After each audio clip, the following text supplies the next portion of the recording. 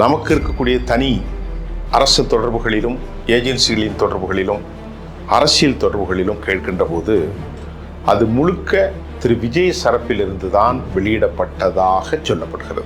இப்படி எதிர்பார்ப்பில் தோல்வி அடைந்து இது அரசியல் சூழலில் சிக்கி கொண்டதுனால அவங்க இப்போ முடிவு பண்ணிட்டாங்க, பரவாயில்லடா, கட்சிக்கு 1000 கோடி செலவு பண்ணுற மாதிரி ஒரு 200 கோடி போகட்டும், உலகம் ஃபுல்லாக போகட்டும், தமிழ்நாடு ஃபுல்லாக போகட்டும். இந்த படங்களில் மதுரையில் ஒரு இடத்துல ஒரு முஸ்லீம் ஒருத்தர் தாடி வைத்து தொப்பி வைத்து குண்டு வைப்பதை போலவும், அதை மற்றொரு முஸ்லீம் போய் ஏன் நீங்கள் இதெல்லாம் ஏண்டா வைக்கிறான்னு கேட்குற மாதிரியும், ஒட்டுமொத்த முஸ்லீமே குண்டு வைப்பான் அப்படிங்கிற ஒரு பெர்செப்ஷனை உருவாக்கிட்டாங்க. தலிபானை பற்றி பிரச்சனை எடுத்ததோ அமெரிக்காவை பற்றி எடுத்ததோ பிரச்சனை அல்ல. முல்லா உமர் கோயம்புத்தூர்ல தங்கியிருக்கிறார், அது பிரச்சனை தானே. அது இதை விட்டு போட்டு படத்தை விற்கணுங்கிறக்காக மதுரையில் குண்டு வச்சவன்லாம் முஸ்லீம் காட்டுறது விஜய் அவர்களுக்கு அழகான செயல் அல்ல.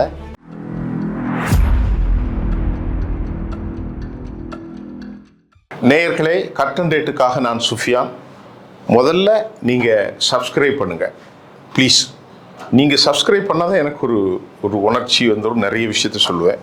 இன்டர்நேஷ்னல் நியூஸாக இருந்தாலும் சரி, தமிழ் சேனலாக இருந்தாலும் சரி. இப்போது ஜனநாயகன் படத்தை குறித்து முதல்ல செய்தி வந்த உடனே விமர்சித்தேன். ஆனால் அதனுடைய உண்மைத்தன்மை நமக்கு இப்பொழுது கொஞ்சம் கொஞ்சமாக புலப்படுகிறது. நமக்கு இருக்கக்கூடிய தனி அரசு தொடர்புகளிலும் ஏஜென்சிகளின் தொடர்புகளிலும் அரசியல் தொடர்புகளிலும் கேட்கின்ற போது அது முழுக்க திரு விஜய் சரப்பிலிருந்து தான் வெளியிடப்பட்டதாக சொல்லப்படுகிறது. ஏனென்று சொன்னால் அந்த படத்தினுடைய செலவுகள் மட்டும்தான் அதற்கு மூலதனம். அந்த மூலதனத்தை தேர்தலுக்கு முன்னால் படம் வெளியிட்டால் தான் அவர்களுக்கு லாபம், தேர்தலுக்கு பின்னால் அவர்களுக்கு லாபம் இல்லை.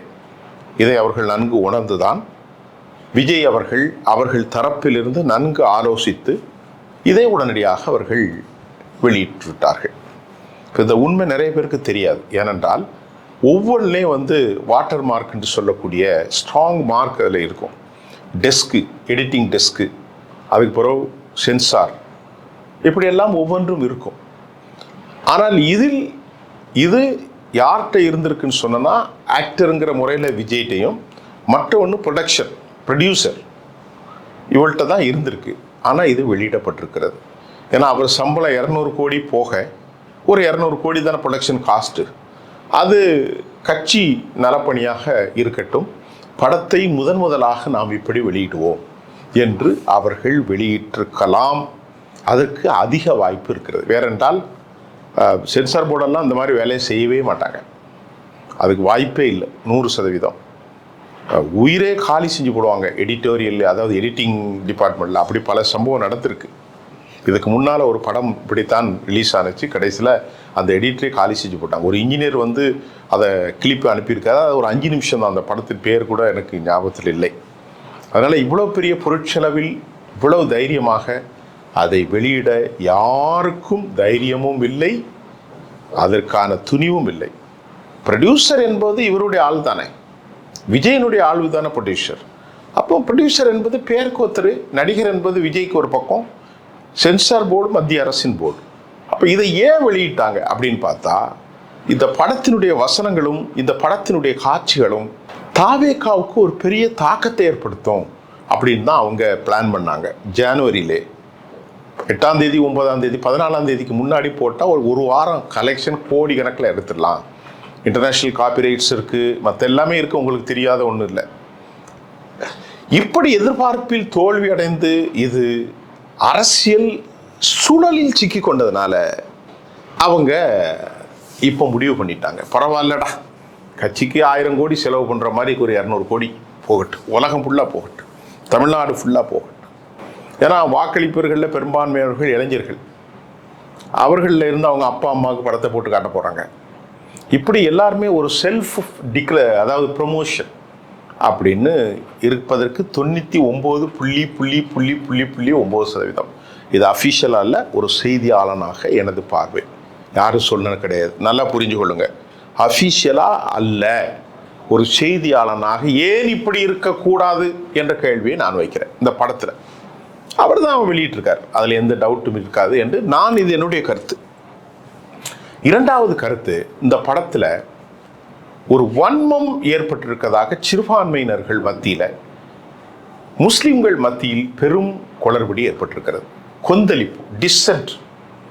என்ன கருத்து வேறுபாடுனா, ஏற்கனவே நடிகர் விஜயனுடைய துப்பாக்கிங்கிற படம், அப்புறம் பீஸ்ட், அதே மாதிரி இப்பொழுது வந்திருக்கக்கூடிய ஜனநாயகன்.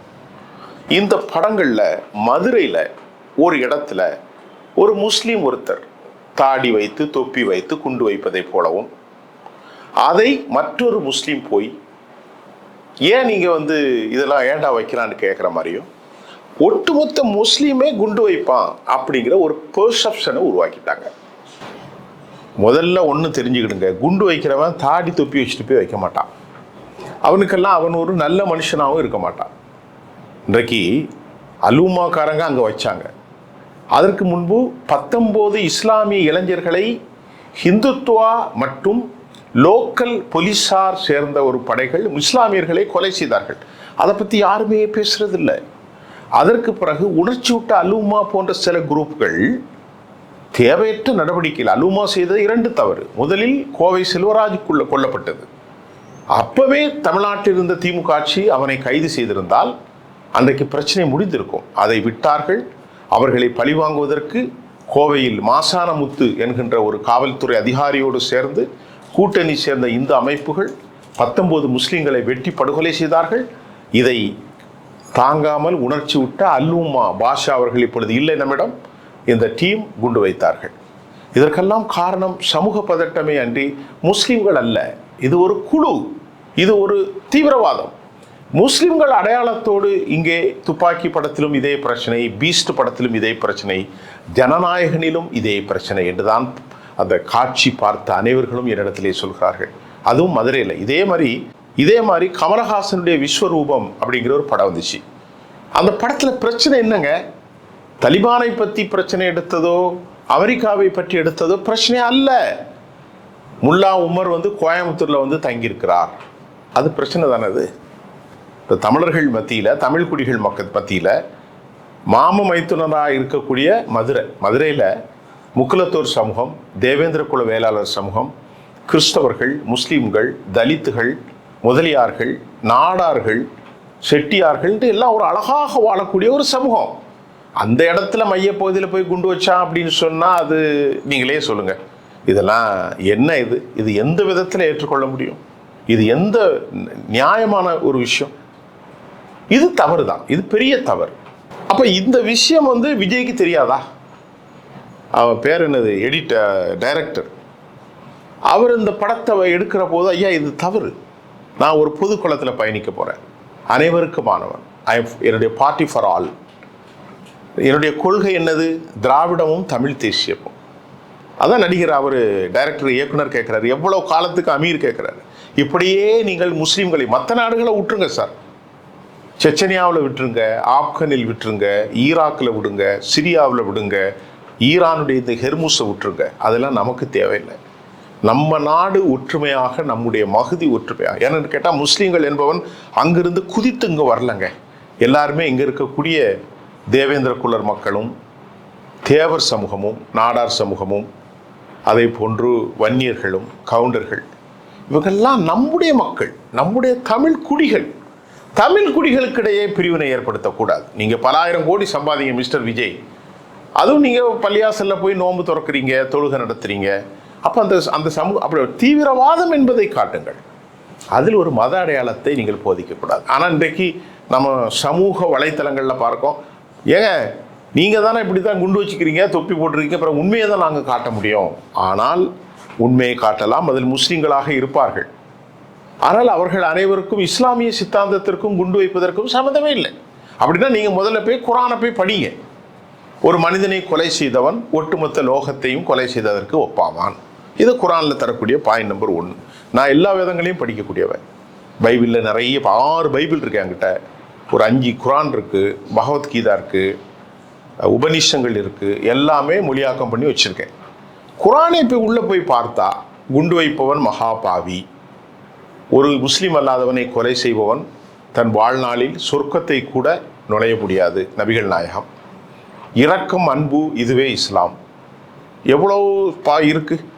அவருடைய காலத்தில் முஸ்லிம் அல்லாத மக்கள் அவ்வளவு பாதுகாப்பாக வாழ்ந்தார்கள். இதெல்லாம் தெரியாம இஸ்லாமிய சித்தாந்தம் தான் குருமூர்த்தி பேசுற மாதிரி நாம பேசக்கூடாது. குருமூர்த்தி குரான்ல இருக்கு, குண்டு வச்சு சாவுங்க ஜிஹாதுன்னு. இந்த மாதிரி பைத்தியக்காரன்லாம் நாட்டில் உருவாகிட்டான். ஜிஹாதுன்னா என்னது? முதல்ல அதை தெரிஞ்சுக்க. உள்ளத்தை கட்டுப்படுத்துவது. ஒரு பெண் வருகிறாள், மிக அழகான பெண். ஒருவன் பெரும் செல்வந்தன், அவனிடத்தில் தன் வறுமையை போக்குவதற்கு பணம் கேட்கிறாள், படுக்கைக்கும் தயாராகிறாள். அந்த இடத்தில் குரான் சொல்கிறது, நீங்கள் உங்கள் இறைவனை பயந்து கொள்ளுங்கள். இதுதானே ஜிஹாத். இதுதான் ஜிஹாத். என்னிடத்தில் வலிமை இருக்கு, அரசு இருக்கு, அந்த பெண் என்னிடத்தில் தவறாக வரவில்லை, அவள் வறுமைக்காக என்னிடத்தில் படுக்கையை பகிர்ந்து கொள்கிறாள், நான் எனது உள்ளத்தை வைத்து இறைவனுக்கு பயப்படுகிறேன். இதுதான் ஜிஹாத். இதுதான் ஜிஹாத். வறுமையில் இருக்கிறீர்கள், அடுத்தவன் கொடுத்த அமானிதமான பொருள் இருக்கிறது, நான் எடுக்க மாட்டேன், என் இறைவன் என்னை காப்பாற்றுவான், இல்லது மரணிக்க செய்வான். இதுதான் ஜிஹாத். சாப்பிட அப்படி நல்ல டேஸ்டா பசியில சாப்பிட போறீங்க, ஒருத்தன் வந்து ஐயாங்கிறான், அதை கொடுத்துட்டு நீங்க தண்ணியை குடிச்சிட்டு இருக்கேன். இதுதான் ஜிஹாத். இந்த ஜிஹாதுல போர் இருக்கு. போர்னு என்ன தெரியுமா? கடைசி நேரத்தில் ஒரு தேசத்தை காப்பதற்கு இணைந்து போரிடுவது, மக்களை காப்பாற்றுவதற்கு போரிடுவது. இதுதான் ஜிஹாத். இதை விட்டு போட்டு படத்தை விற்கணுங்கிறக்காக மதுரையில் குண்டு வச்சவன்லாம் முஸ்லீம் காட்டுறது விஜய் அவர்களுக்கு அழகான செயல் அல்ல. கமலஹாசன் இவர்களுக்கு மக்கள் பக்கத்தில் ஒரு பெர்செப்ஷன் எப்படி உருவாக்கப்படும்னா, இவனும் எல்லாருமே இப்படித்தான் அப்படின்ற மாதிரி வரும். அது ரொம்ப தவறு. இன்னைக்கு தமிழ்நாட்டில் பார்த்தீங்கன்னா பல கிராமங்களில் மாமன் மைத்துனராக வாழ்ந்தவர்கள் கூட முஸ்லீம்கள் என்றால் வீடு கொடுக்க அஞ்சக்கூடிய மோசமான பாசிச பெனட்டிசம் இப்பொழுது வளர்ந்து விட்டது. வெறித்தனமான மதம். இதையெல்லாம் அழிப்பதற்கு சினிமா பெரிய ஊடகம். இது ரொம்ப தவறு, ரொம்ப தவறு. ஜனநாயகன் சொல்லக்கூடிய செய்தி, அந்த படத்தை 1000 கோடியை விட பல லட்சக்கணக்கான கோடிகள் ஒரு சமூகத்தை காழ்ப்புணர்ச்சியில் கொண்டு விடக்கூடாது. இது என்னுடைய செய்தி. அடுத்து ஜனநாயகன் படம் ரிலீஸ் செய்தது ஜனநாயகனின் நடிகர் தான், வேற யாரும் செய்ய வாய்ப்பு இல்லை ராஜா, வாய்ப்பே இல்லை. அடுத்த செய்திகளோடு நான் உங்களை சந்திக்கின்றேன். நன்றி.